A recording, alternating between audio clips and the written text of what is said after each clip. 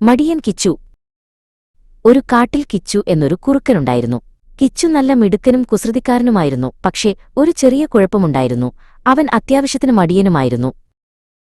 മടി കാരണം ഭക്ഷണം തേടി അലസമായി നടന്ന് അവൻ എല്ലായ്പ്പോഴും വിശന്നിരുന്നു.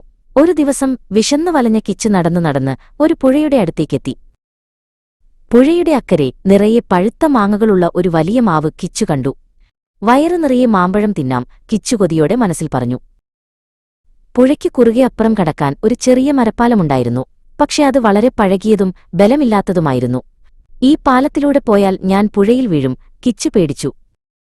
കുറച്ചുനേരം ഇവിടെയിരുന്ന് ആരെങ്കിലും വരുന്നുണ്ടോ എന്ന് നോക്കാം എന്ന് വിചാരിച്ച് കിച്ചു അവിടെയിരുന്നു. അപ്പോൾ അതുവഴി മിന്നി എന്നൊരണ്ണാൻ വന്നു.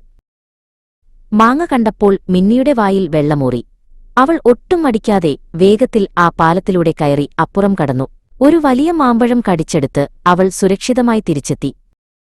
ഇത് കണ്ട് അത്ഭുതപ്പെട്ട കിച്ചുമിന്നിയോട് ചോദിച്ചു, മിന്നി, നിനക്കെങ്ങനെയാണ് ഈ അപകടം പിടിച്ച പാലത്തിലൂടെ പേടിക്കാതെ പോകാൻ കഴിഞ്ഞത്? മിന്നി പറഞ്ഞു, അത് വളരെ എളുപ്പമാണ്. ശ്രദ്ധയോടെ വേഗത്തിൽ പോയാൽ മതി. നീ മടിച്ചു നിൽക്കുന്നതുകൊണ്ടാണ് പേടി തോന്നുന്നത്. എന്തെങ്കിലും വേണമെങ്കിൽ അതിനുവേണ്ടി കഷ്ടപ്പെടണം. മിന്നിയുടെ വാക്കുകൾ കേട്ടപ്പോൾ കിച്ചുവിന് ലജ്ജ തോന്നി.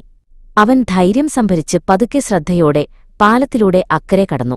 നല്ല സ്വാദുള്ള മാങ്ങകൾ വയറു നിറയെ കഴിച്ചു. അന്നുമുതൽ കിച്ചു ഒരു കാര്യം മനസ്സിലാക്കി, വിജയിക്കണമെങ്കിൽ മടി മാറ്റിവെച്ച് കഷ്ടപ്പെടണം. പിന്നീട് അവൻ ഒരിക്കലും വിശന്നിരുന്നില്ല. കാരണം അവൻ ഉത്സാഹത്തോടെ ഭക്ഷണം തേടാൻ തുടങ്ങി.